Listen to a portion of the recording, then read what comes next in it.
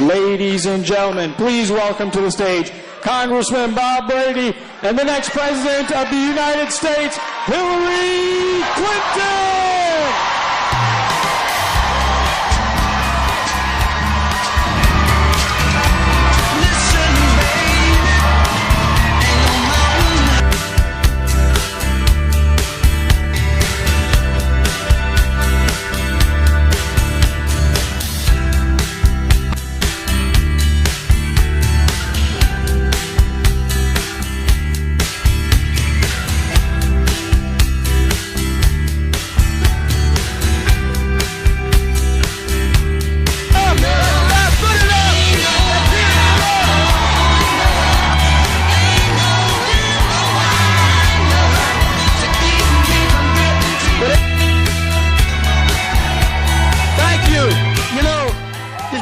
Trash talk about the Commonwealth of Pennsylvania and the city of Philadelphia.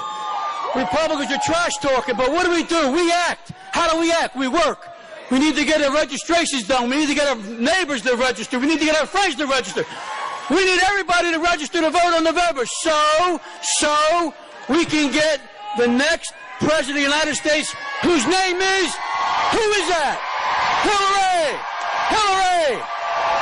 I can't hear you over there. Hillary! Hillary! Hillary! How about over here? How about you guys?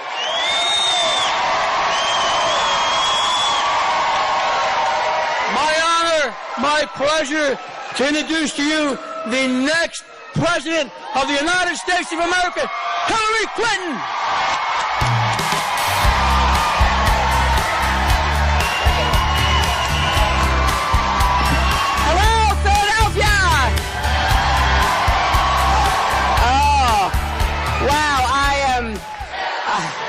Thank you. Thank you. Thank you so much. I am so excited to be back in the city that hosted the greatest convention. I can't tell you, as I've been traveling across the country, how many people have said to me how much they loved being in Philadelphia. And believe it or not, there are some people who hadn't been to Philadelphia before the convention, and they left loving this city, and I can't thank all of you enough for all the hospitality. I want to thank my longtime friend, Congressman Bob Brady. Thanks to Mayor Jim Kenney, State Senator Vincent Hughes, State Representative Dwight Evans, Councilwoman Janie Blackwell, City Council President Darrell Clark, a longtime friend of mine, former City Councilwoman Marion Tosco, and all those who spoke in the pre-program, and to everybody gathered here. It is exciting to be back, and as you heard, we want you all to register to vote. We have places to register because we don't want you on the sidelines come November. This is the most consequential election. The stakes could not be higher. And we want everybody in Philadelphia, everybody across Pennsylvania, to be part of a great victory in November, and then the future that we're going to build together. Have any of you been watching the Olympics? Oh, I got to tell you, I am a big Olympics fan. Those athletes, what they give up, the sacrifice, the work. I understand that Philadelphia's own Nia Ali just made the first round heat in the 100-meter hurdles today. But Team USA is showing the world what this country stands for. I am proud of our team there, and I'm proud of the incredible teamwork that they show. I was thinking the other day when Donald Trump speaks, he speaks about fear. He speaks about such negativity and such pessimism. And then I watch the Olympics, and it's exactly the opposite. You have young people going out doing their best every day to get prepared to compete. And that's what we're going to do in America. There is nothing we can't do if we put our minds to it. I was up in Scranton yesterday with Vice President Joe Biden.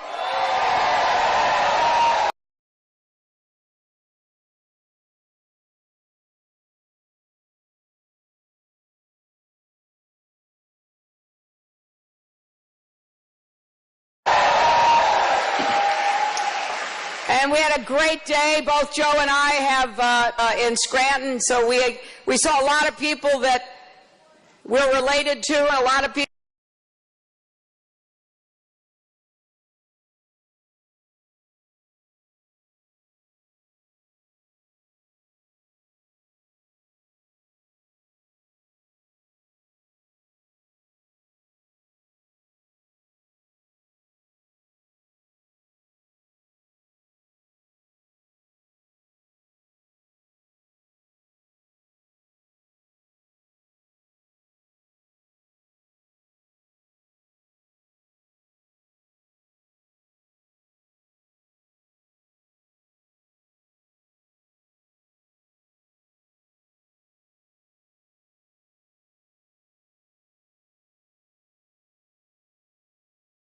how do you do it? They see me on TV, I'm in a state, then I'm in another state, then I'm in another state.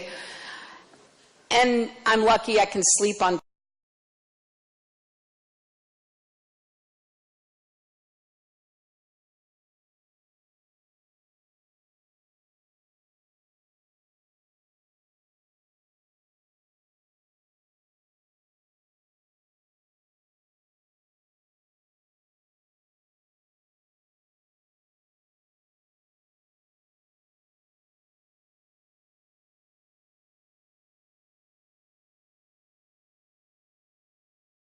helps, but what it's really all about is getting up every day and being motivated to make sure that every person in the crowd and every person in this Commonwealth and every person in this country has the same chance to live up to your dreams, the same opportunities that previous generations of Americans enjoyed.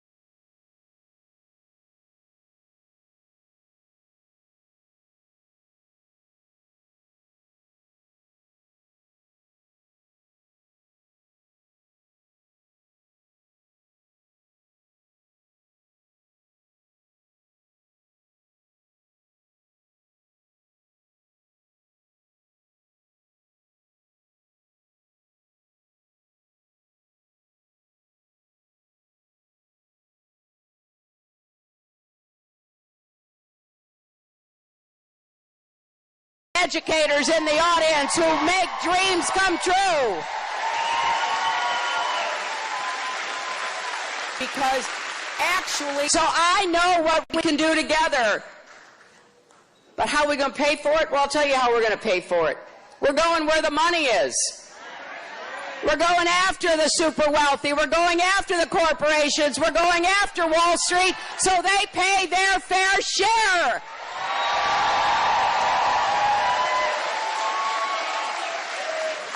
That's why I was so surprised when Donald Trump came out and talked about the economy, because actually he would give trillions of dollars in more tax breaks to the wealthy. He wants a new tax loophole that we call the Trump loophole that would actually help him and everybody else who is really wealthy to cut their tax rate in half on a lot of their income.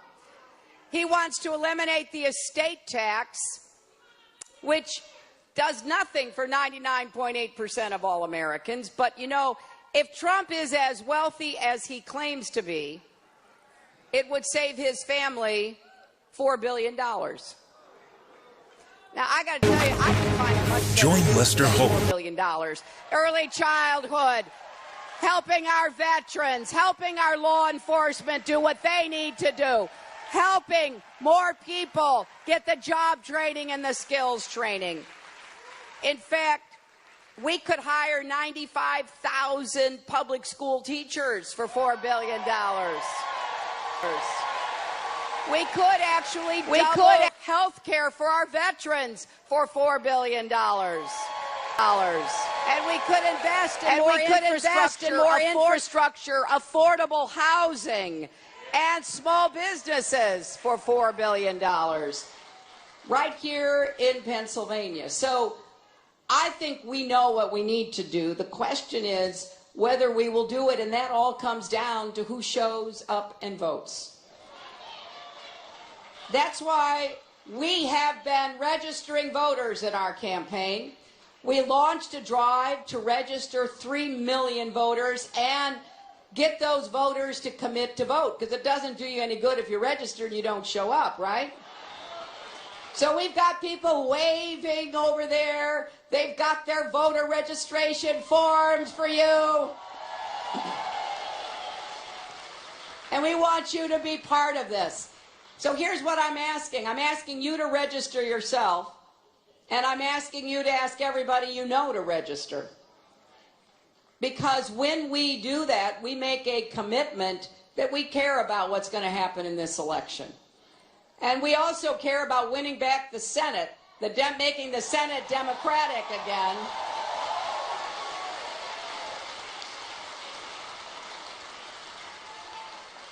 And trying to pick up some more Democrats in the House of Representatives. That will help too.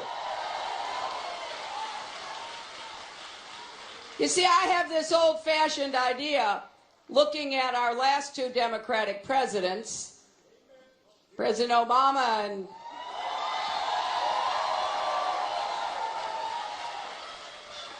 and a guy named Clinton, that we got a lot done for America when they were in office, right?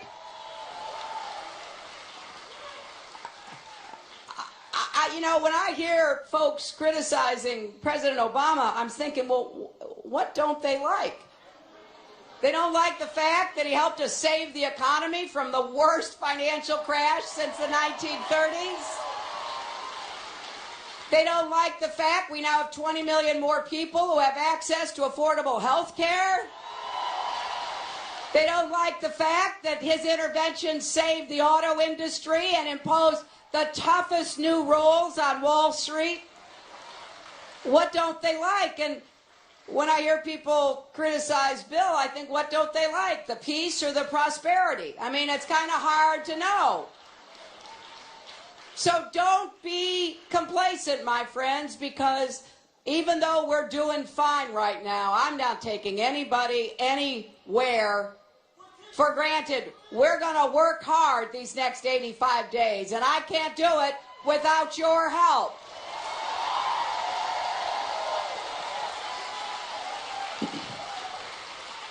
Now, we have packets for you at the doors, so you can also canvass.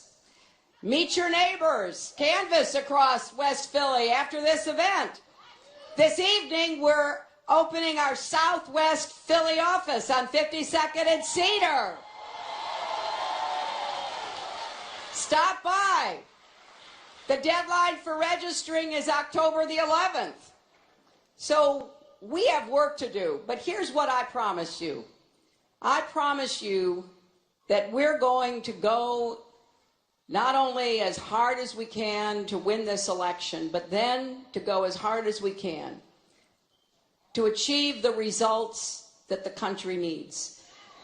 And that's why I talk specifically about what I want to do.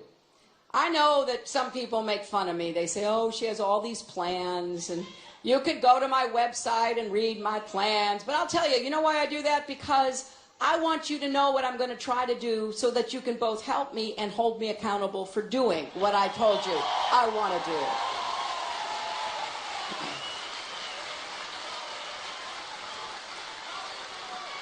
We want to create millions of new good jobs and infrastructure because our roads, our bridges, our tunnels, our ports, our airports are falling apart. Our water systems, our sewer systems are falling apart.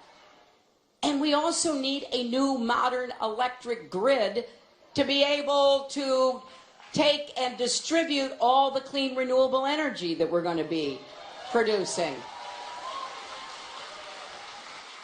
And when people say to me, well, we can't bring manufacturing back to the United States, I say, but I've seen it. I have seen what we can do. I have been in plants in Pennsylvania, in Ohio, across America, who are doing just that. And when I meet the people, there is such pride and dignity. When I was in Johnstown Wire Technologies on our bus trip with Tim Kaine, and I met people working there, I met a young Marine veteran. He's been there now for a couple of years. He is as proud as he can be because he's making something that really makes a difference and that is exported around the world from Johnstown, Pennsylvania. So, don't tell me we can't make things. I know we can. I was in a plant outside of Detroit last week. It used to be an auto supply plant. And then in 2000, it was started in 1955 by the grandfather of the guy who's the chair of their board now. In 1955, they started. They were making auto parts. Then in 2000, their main customer, one of the automakers, moved a lot of their production. Now, they could have been really just broken by that. They could have said, you know what, we got to close up shop. But that's not what they did. They were so determined to keep that business going. So they said, what skills do we have? What can we do now? And they got into the aerospace business. So there I saw the nose cone of a F-35. There I saw the parts they're making for NASA for the rocket that will take astronauts on the manned mission to Mars in Warren, Michigan, a place that used to make auto parts, which is now literally making rocket parts. And you know what I thought? I thought, wait a minute, this could have been one of those sort of, poor me stories. We can't do it, we can't compete, but instead people got up and said, yes, we can, and yes, they did, right? And I started looking at the machines that they were using. A lot of precision machines made in Germany, made in Japan, made in Italy.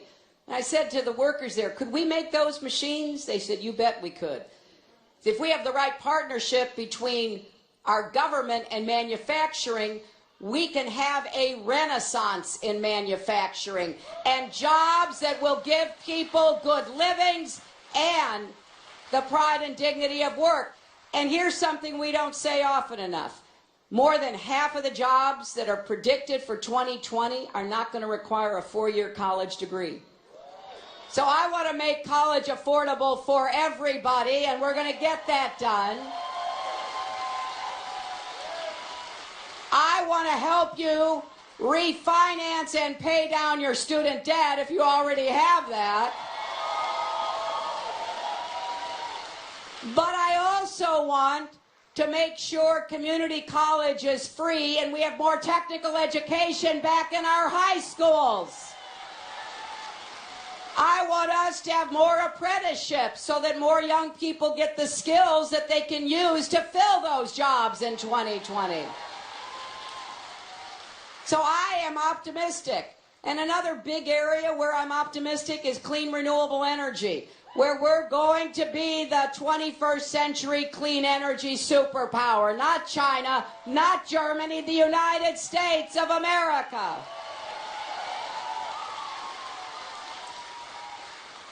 So I know we can do this. We got ourselves out of the worst financial crash. We're standing. Now we're going to start running again. And we are particularly going to focus on young people who have been left out of education and the job market, and middle-aged and older people who have lost jobs and need new skills to be able to compete and win again in the job market. And while we're doing that, we're going to start at the very beginning with early childhood education, universal pre-kindergarten, because we are stronger together and we need all of our people to feel that they've got a shot. You know, even Abraham Lincoln talked about how important it was to give every American a fair shot in the race of life. That's what we've got to get back to. It's just wrong that some people do well and other people feel like they're never going to catch up. So I want to be a president for not only Democrats, but Republicans and independents too. I want to be a president for the struggling, the striving, and the successful. I want to be a president for those who voted for me and those who don't vote for me, because we are all in this together.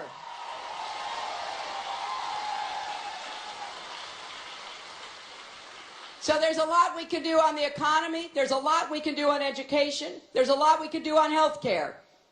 We are going to build on the Affordable Care Act, and we're going to get the costs of premiums, co-pays, and deductibles down, and we are going to tackle the high cost of prescription drugs.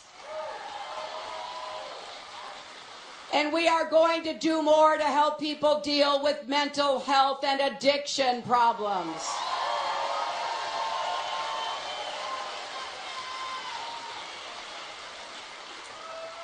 I probably have more people talking to me about mental health and addiction than nearly anything else.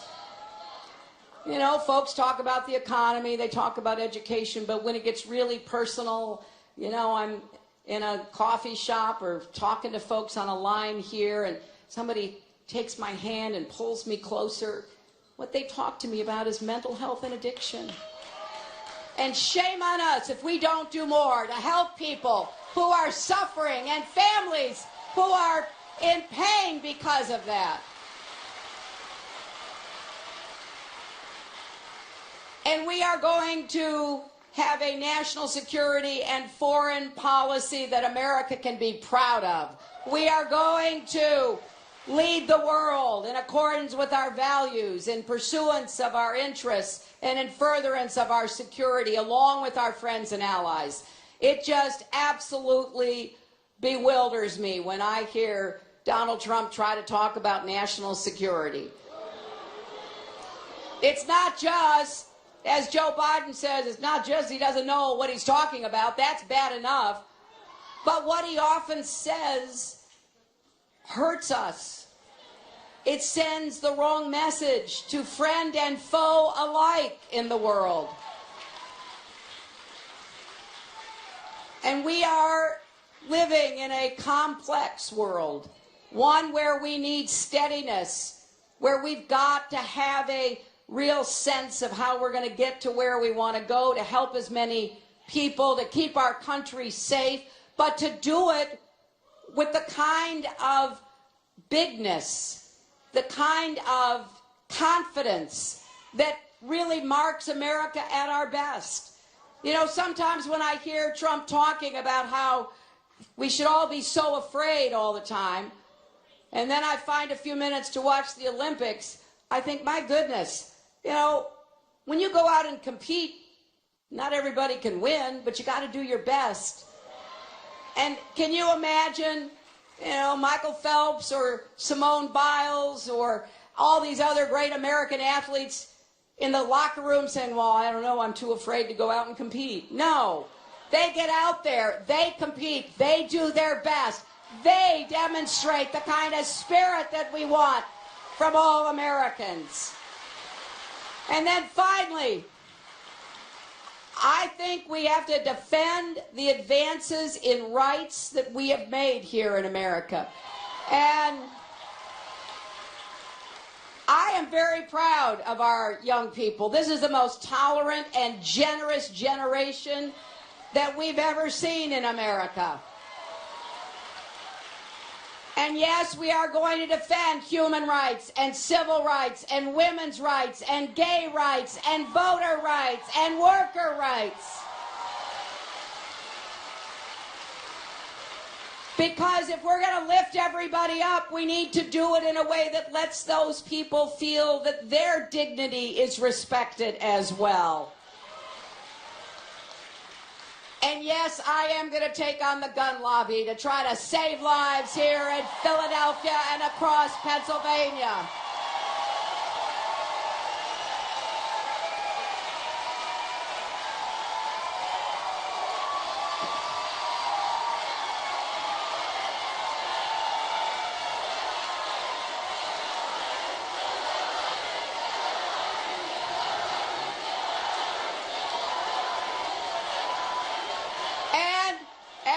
As I said here in Philadelphia in my speech, that doesn't mean I want to abolish the Second Amendment. That doesn't mean that I want to round up people's guns. What that means is I want to keep you from being shot by somebody who shouldn't have a gun in the first place. We can't let this go on. We need comprehensive background checks.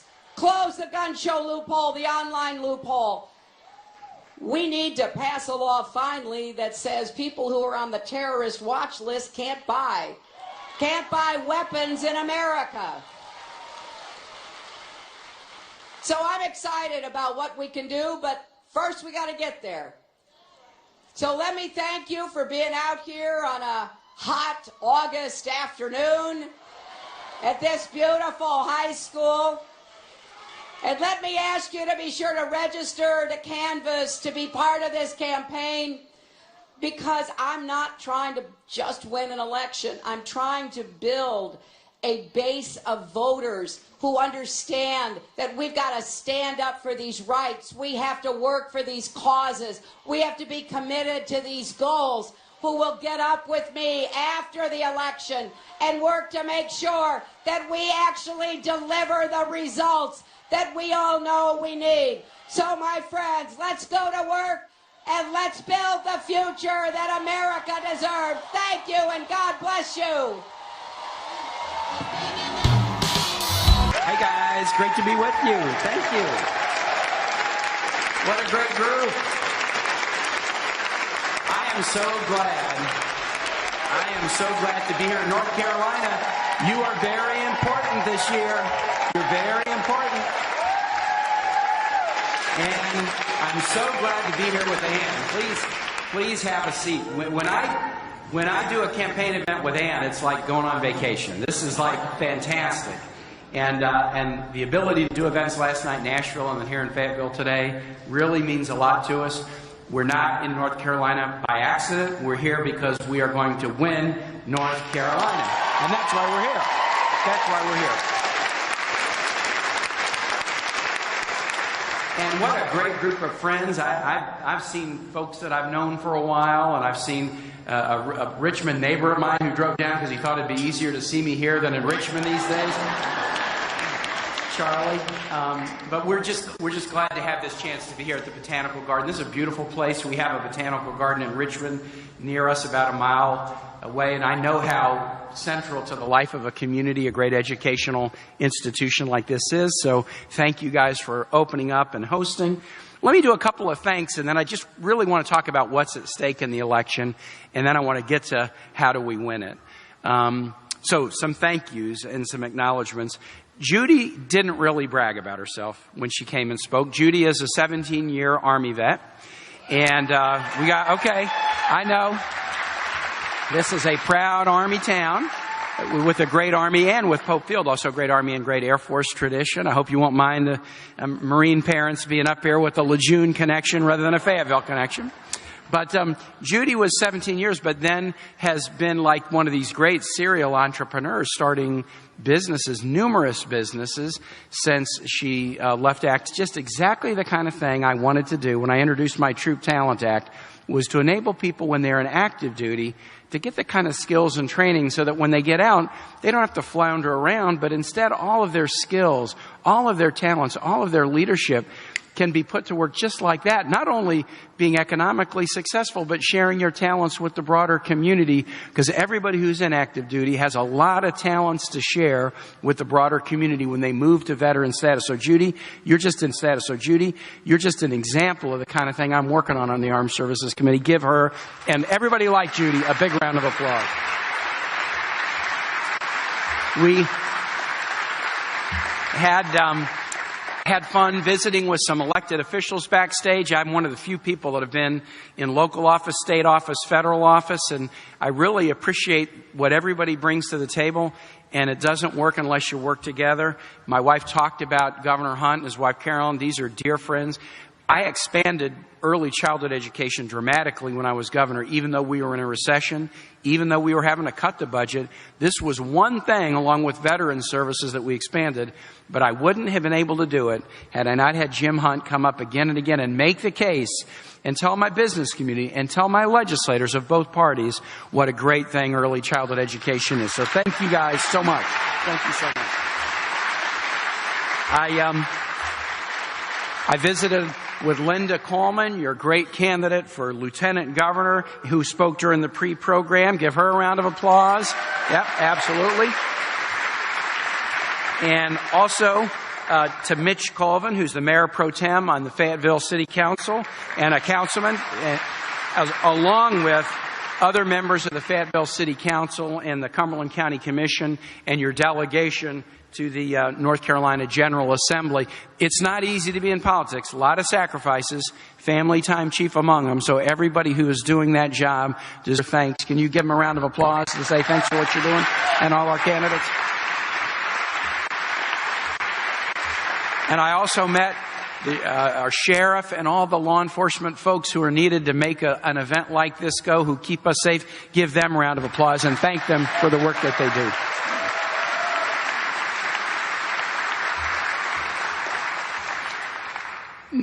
I am so proud to be on this ticket. I am so proud to be on this ticket. It is a surprise. I grew up in an ironworking shop. My dad was an ironworker and welder, and we weren't into politics growing up. And Frank, they stood with me on the stage in Philadelphia with the balloons falling, seeing me get onto this ticket, and it was just like, could this have happened? I'm proud for a lot of reasons. Hillary Clinton did call me at 7:32 p.m. on Friday, July 22nd, to ask if I joined the ticket. That was a memorable moment in my life. I'm not going to forget it. And of course, when she asked, I was proud to say yes, because Hillary Clinton, as President Obama said during his wonderful speech on the Wednesday night of the convention, is the most qualified person to be nominated to be a national party's candidate for a very long time, and maybe ever. And maybe ever. To work with somebody who has that track record, that life of service, of putting kids and families at the center of everything, from her Methodist youth group in the suburbs of Chicago when she was a teenager, all the way through First Lady of Arkansas, First Lady of the U.S. Senator, Secretary of State, always putting kids and families first.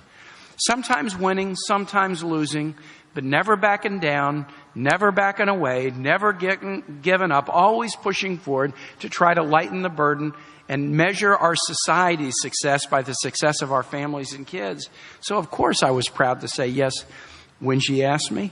But there was another reason I was proud to say yes, or maybe enthusiastic with an exclamation point. And I bet everybody out here will get exactly what I'm talking about. My mom was with me on stage. I'm going to see if I can do this. My mom was with me on stage. She's 81. Balloons were falling everywhere. And in the middle of that, after Hillary accepted the nomination, we were there together. My mom said, "This is the best night of my life." Now,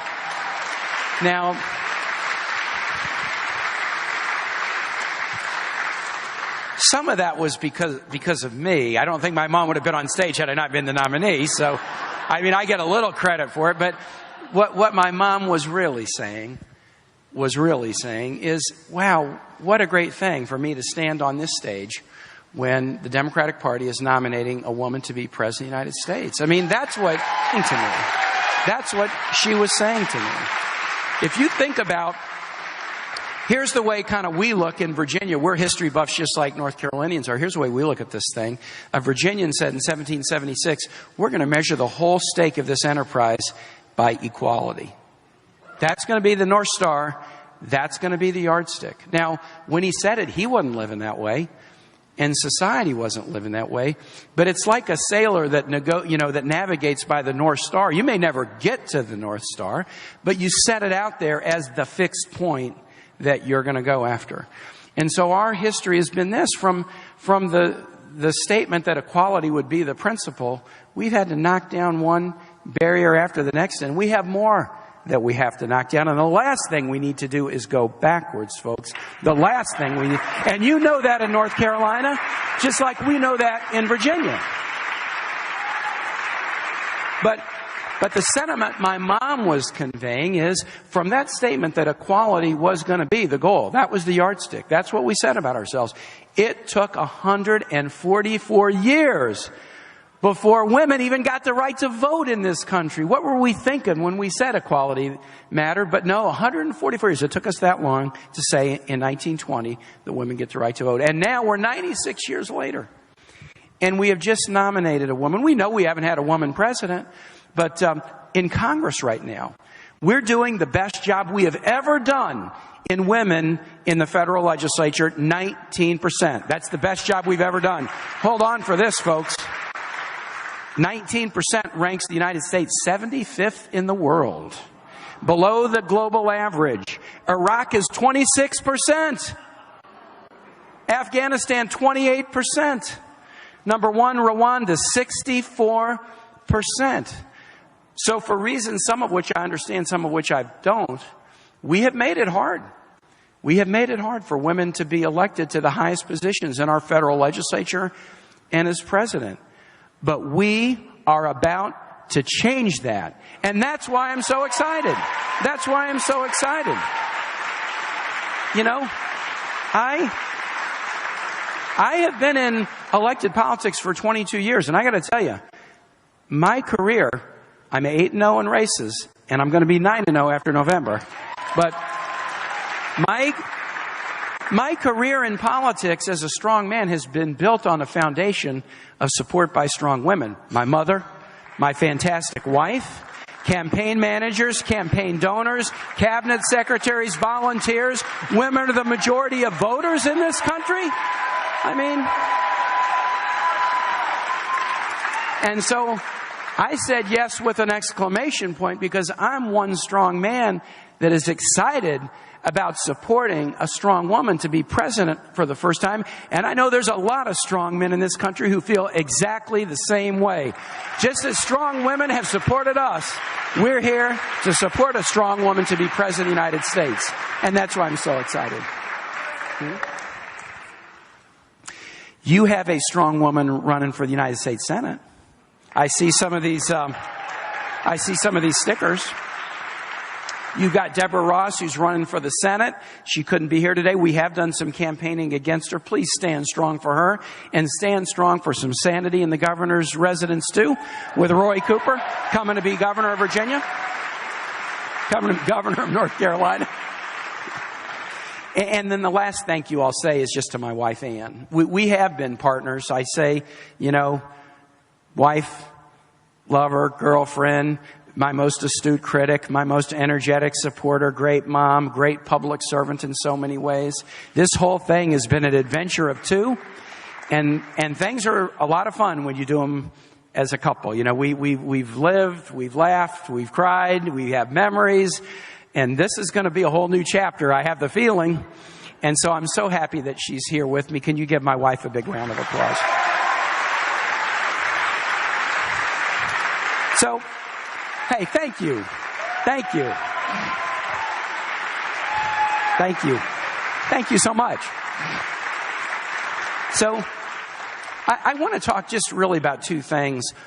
I said I'd talk about why the campaign matters. I want to talk about two issues and then do a little bit of how we win this thing. And the two issues, I want to talk about jobs, and I want to talk about military veterans, military families. I want to talk about two. Jobs. You got to boil this down and make it simple.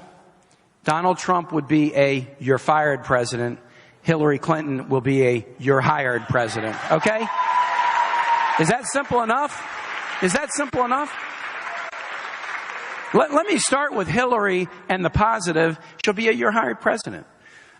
She asked me to join her. I've been a mayor, governor, done economic development deals. I'm really into creating opportunities, creating jobs for folks. Hillary has a 5-point plan that is our 5-point plan to start the economy. Judy talked about it in the first 100 days. This is going to be priority one, pushing Congress to enact legislation that'll be the biggest jump start in jobs since World War II. And it's got 5 pieces to it. And Hillary even gives you the details. The other guy just says, well, we'll be great, believe me. I mean, is there anybody here who believes one word that Donald Trump says? No. But Hillary gives you the details. So I'll be quick about it. Point one is investments in the economy of tomorrow. Infrastructure. Let's build roads, rail, airport, ports, broadband, electricity grid. I know I'm speaking to your legislators and local officials here. When you do infrastructure projects, you hire people today. And that's great. And then you live off the investment because it raises the platform for your success for decades to come. That's number one. Investments in advanced manufacturing. Virginia, we see manufacturing coming back. North Carolina, too. It's different. It's a lot of equipment. Some of the plants don't have as many workers, but there are advanced manufacturing opportunities. We got to push them, especially in North Carolina, where you have really built up an expertise in renewable energy, wind and solar, some great projects in this state, the new manufacturing and the new energy economy of tomorrow. We'll invest in that. You've got great research institutions here. As much as a Virginian hates to admit it, I mean, there's some fantastic universities here that do tons of great research. We got to invest in research because that spins off economic activity. So that's point one. We're going to make investments. Point two, we're going to share prosperity. Profit sharing plans. Let's make it easier for companies to share the prosperity of their success, not harder. And let's make it hard for companies, to people at the top, to take the money and ship jobs overseas. No, let's make sure we're not giving them tax benefits that they can take overseas, but give patriotic companies benefits who keep their patriotic investments right here in this country. That's point two, shared prosperity. That's the way I grew up. I grew up in a business household. Hillary did too. Small business. She had a family drape and fabric printing business. My dad ran a shop with 5 to 7 ironworkers and welders. And he was management and they were the union. But he didn't say it's management against the union. He didn't say it's the boss against the employees. He said it's shared prosperity. He would teach my brothers and me, my great welders will put you boys through school. And then he would say, and my business skills will put my workers' kids through school. So shared prosperity, things like making sure workers have the rights that they need and making sure that we pay equal for equal work. I mean, what a fancy concept that is, right? Shared prosperity. Point three is we've got to do much, much better on education. The Governor Hunt, he knows this. You start early. I went to a church sermon once where it said it's easier to build a child than repair a man. Start early. Saves a lot of challenges on the back end. Promotes a lot of success. You go pre-K to smart curricular work and letting teachers in school districts have the flexibility and creativity they need to do the best job for their student in the way they see fit. Not a lot of top-down stuff. We can make college debt-free in this country. We can do this. Other nations do, and we can too. We can do it. And expand opportunities in a significant way for apprenticeships and the career and technical training like my dad's workers got. So that's the third point, education. Fourth point is trying to make the whole life-work balance thing work out. I talked about equal pay for work a little bit. Secretary Clinton's got something good on to make it easier for people to afford child care. Some people are paying 20 to 30% of their income for child care. We should not have to pay more than about 10% of the income for child care. So a child care tax credit really helps with this. And then another thing that really helps is the minimum wage. We haven't raised the minimum wage in too long, and that will help families succeed. And if I could just take a minute on that. I know sometimes we talk about raising the minimum wage and there's applause line. We move on to the next thing. I'm going to be real plain about why this matters to Hillary and why this should matter to all of us.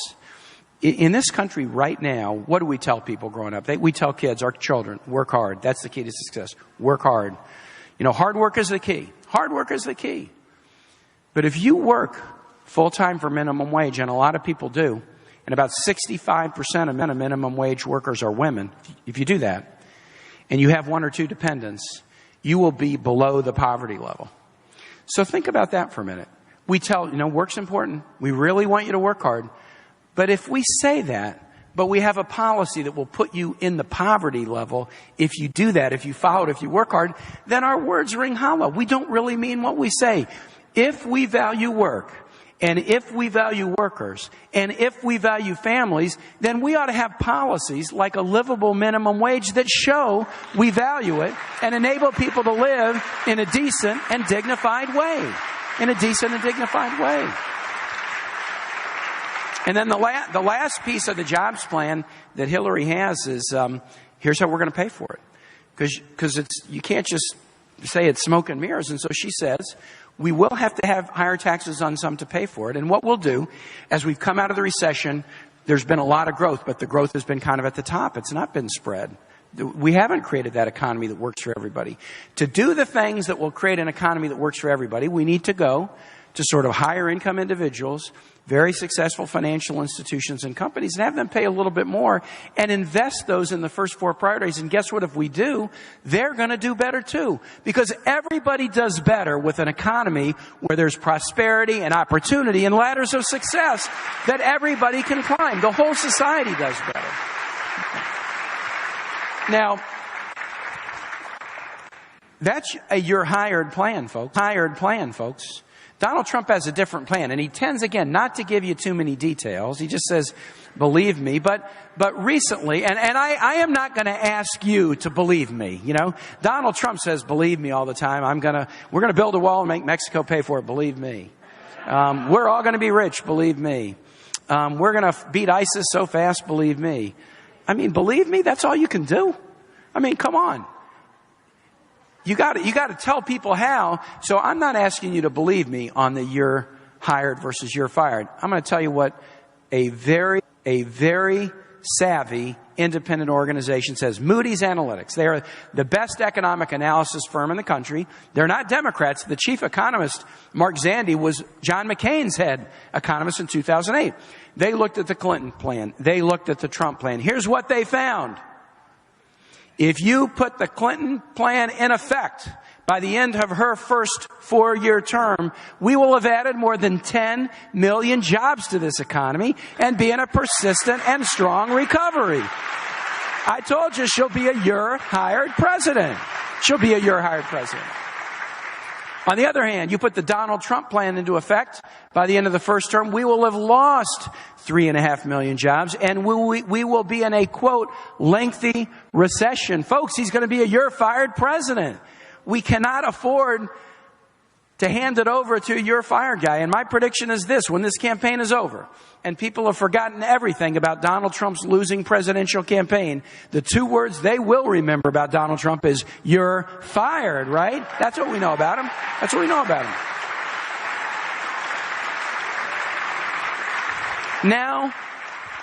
Now I want to talk about our military families, our vets, our Guard Reserve, our DOD civilians, our military contractors. It's a big, big family.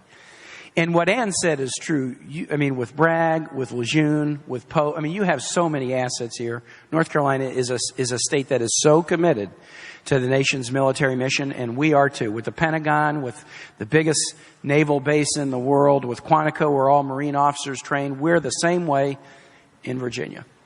And maybe I feel this one a little extra, having a kid in the military. It's rare. There's only 2 senators who do. I feel this a little bit extra.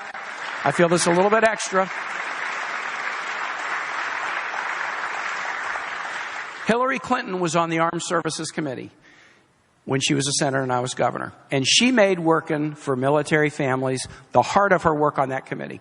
And I'm now on that committee, and I talk to Republicans who say, Hillary, she was a great committee member. She was fantastic. Don't quote me on it. I mean, I can't say this in front of, but she was fantastic. People thought when Hillary came to the Senate, she'd been First Lady, so that was kind of odd. They thought, maybe she'll be kind of a celebrity.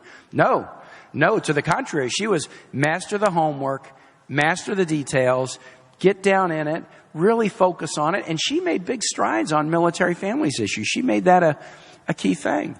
And I'll tell you, a whole lot of things that she's going to do. Our plan for military and veterans, I mean, one of the main things is we're going to make sure, absolutely, we protect and expand and fortify the GI Bill. It's one of the greatest things this nation has ever done. And my Virginia Senate predecessor, Jim Webb, did the second version of the GI Bill for the Iraq and Afghan war vet that even does some additional benefits, not just for military, but military families. We're going to make sure that we are preserving that, and we gotta absolutely fight for it. We know that we have to continue the upgrade of the VA. You know, when President Obama came into office, the VA was still operating off paper records. They didn't even have a computer system that would work, that would communicate. If you were trying to get, as a veteran, if you're trying to get a GI Bill benefit and you would apply, I want to get tuition for this college, you would have to apply and they'd have to mail it to Buffalo to get, approval, instead of just put it in and press send on the computer and get an answer right away. It was a completely antiquated system. And we've seen a lot of challenges in the VA. People who, it takes too long for them to get their disability approved. It takes too long for them to get a medical appointment. And Hillary Clinton is absolutely rock solid that we've got to continue and accelerate reforms to the GA. We're not backing away from this nation's commitment to our veterans and the VA system through any kind of risky privatization or anything like that. We're going to focus on it. We're going to invest in it. We're going to improve it, because that's what we have promised and that's what we owe. We got to focus on the realities of the lives that military families lead. How many in the room are veteran, active, Guard, Reserve, or military family? Raise your hand. Okay, well, this is darn near, half or more of the room. Military families have a huge challenge. Here's one thing we can't do, really. We can't make military service easy. It's always going to be hard. It's always going to be hard. But we can make the life of military families a little bit easier. We can lift their burden a little bit. And that's what Hillary and I are set to do. We want to make sure that we can look at things like paid family leave, minimum wage that I talked about earlier, with 65% of minimum wage earners being women, focusing on making childcare more accessible, and even think about better ways to take family considerations into account when doing assignments for military deployments. That's the kind of thing that we can do. A lot of agencies of our government do it, and we can do that better. We have to make sure that we're providing appropriate mental health treatment. I think, for a long time in society, and military is no different, it's a microcosm of society, there was a stigma about seeking mental health treatment in a lot of society. And maybe in the military it's been a little bit more. And how heartbreaking is it to see the stories about military or veteran suicides? How heartbreaking is that? Or to see the stories that we used to see, we've gotten a little bit better, about the Iraq and Afghan war vet and the unemployment rate among that group of people being higher than the national average. This is about providing that service after the military is done and making sure on mental health and job training we're doing what we can to support our military and military families. That's why I introduced the Troop Talent Act, Judy, as my first bill, because I wanted to make sure that we gave people that traction to get into a civilian workforce and just be as successful as you've been and others have been right out of the gate. I was proud to do that bill and get a lot of it passed as part of the Defense Authorizing Act in 2013. So there's a lot we can do, and Hillary and I are going to do it. This is an issue of passion for us. It's an issue of commitment. I will say this. Donald Trump says he's going to be a good guy for the military. He says, I'll be great for the military. Donald Trump says, I'll be great for the vets. Can I just break that down for a second with you? On the military side, Donald Trump says, I'm going to be great for the military. Donald Trump repeatedly during the Republican debates and since has said, quote, the American military is a disaster. The American military is a disaster. This is the guy who wants to be commander in chief. I don't think in the history of the United States there has been a major party nominee who has talked with such disrespect about the military. There are 2 million young men and women who volunteer in a time of war to serve as active guard and reserve. They do it knowing that they could get killed or hurt, or so could their friends. We need a commander-in-chief who will not talk about them with contempt and disrespect, but will talk about them with respect and compassion and support. Anybody who says the American military is a disaster is unfit to be commander-in-chief. Unfit. He's unfit. And folks,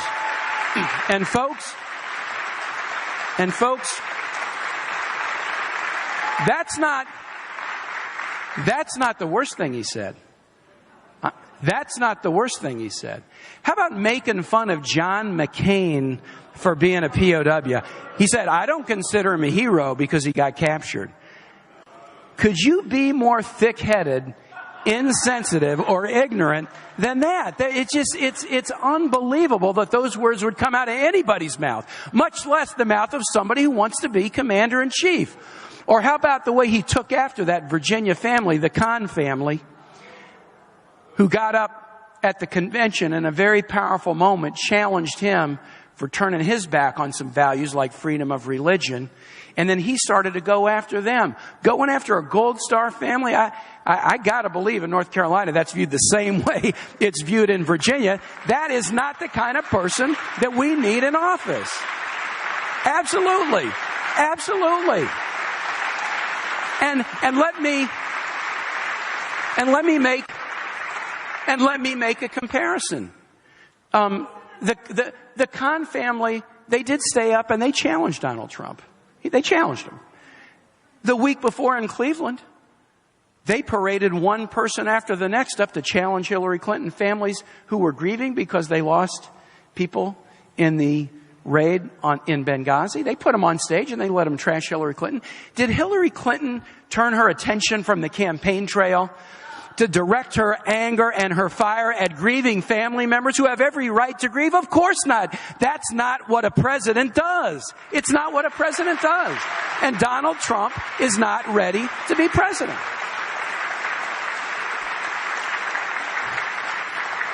And how about vets? What's his policy on vets? You know, he says, I'll be great for the vets. But when it comes to the VA, he says he wants to put the VA on a path to privatization.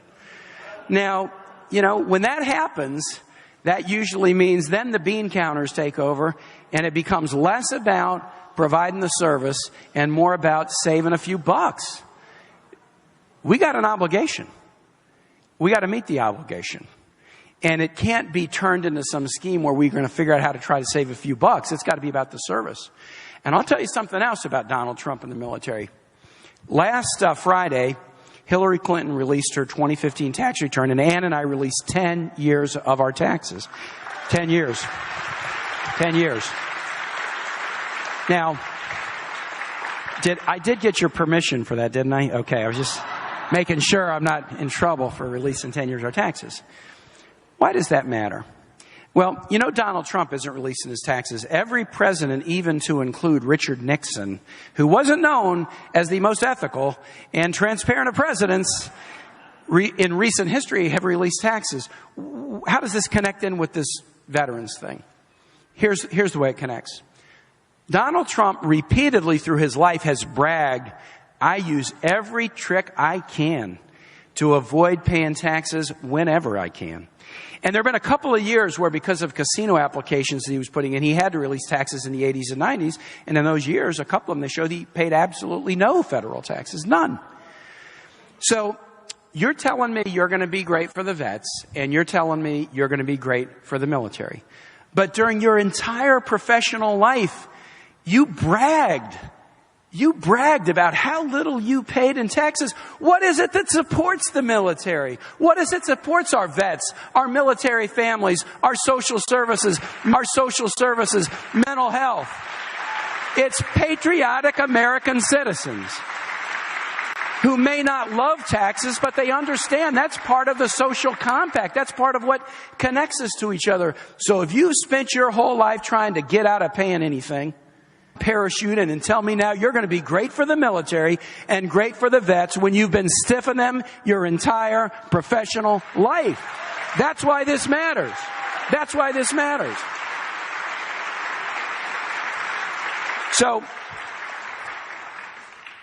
now let's get to the winning piece, and I'm going to conclude. We have got to win this race. It's either going to be a you're hired president or a you're fired president. It's either going to be a kids and family first president or a me first president. It's either going to be a bridge builder president or a trash talker president.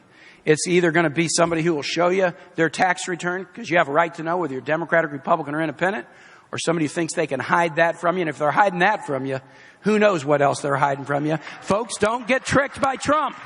Don't get tricked by Trump. So we got to win this race. And it's going to be hard. The polls are looking good right now. I'd rather be where we are than where the other guys are. I'll be honest. However, it's a season of surprises. Primaries worked out differently than people thought. Pundits proved to be wrong. The GOP nominated somebody that surprised most of us. So it's going to be a season of surprises. You have to assume that there will be more. And we live in a political climate now after Citizens United where anybody can just put $100 million in, create some group like Citizens for Freedom that you don't know who they are. They run any ad they want on TV. They say any negative thing they can. Nobody can even find out who they are to hold them accountable if it's not true. And so that's what we're going to see. It's going to be tough. It's going to be challenging. Hillary's trying to do something that's never been done in the history of this country, and that's never easy. And so I think this thing's going to be hard. We're here for a reason. We think we can win. But at the end of the day, the only way we'll win is because of you. It's not going to be one more TV ad that's going to tip this thing. It's not going to be one more negative ad that's going to tip this thing. It's going to be a person volunteering, talking to your neighbor. People don't believe what they see on TV anymore. Maybe that's smart, but they do believe a word from a trusted friend or neighbor or somebody at their church or somebody they go to school with or a coworker. They do believe that. I hope you will think about it. I know many of you have already done this, but if you haven't yet signed up to help the campaign in the closing stretch, if you would just text together to 47246, you will be swept up in this great volunteer army, and we will make sure that Hillary wins. And we also have to have the right attitude about it. We have to have the right attitude about it. Participation is sacred. It's sacred. And I got to give you guys some props here in North Carolina. You've got a governor and legislature now that wants to make it harder for people to participate, not easier. They're rowing backward as fast as they can on things like early voting. And they're trying to put more hurdles up in the way to make it harder for you to go vote. And you are not taking that lying down. No, you brought a lawsuit against the highest officials in this state. And you told them, you will not take my vote away without a fight. And you've won that lawsuit up till now. And in fact, I used to do civil rights work in Virginia for 17 years. I worked on voting rights cases. The lawsuit in the Fourth Circuit that struck down North Carolina voting restrictions is a pretty incredible piece of writing. Often, a lawsuit like that gets resolved. A court will say, well, that restriction gets in people's way and it burdens their right to vote. It may not have been intended to do that, but that's what it does. And so restrictions get struck down for that reason. It is so rare to see in a court opinion what you saw in the opinion about the North Carolina restrictions. What the court said is that the highest officials in the state, quote, with surgical precision, tried to target and reduce the participation of African Americans in voting. And so it had to be struck down. It had to be struck down. And I saw in the paper this morning that governor has gone up to the Supreme Court and said, no, still, we really want to do these restrictions. Supreme Court, will you let us restrict the ballot and close down access to people?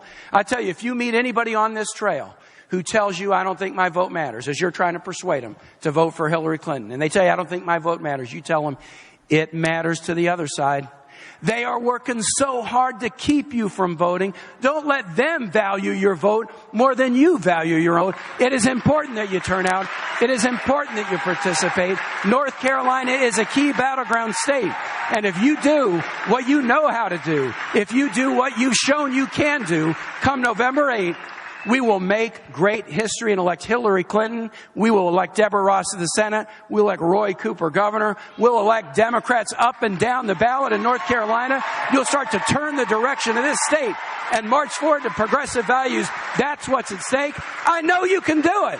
I know you can do it. Thank you for having us, and have a great day. Look forward to being back.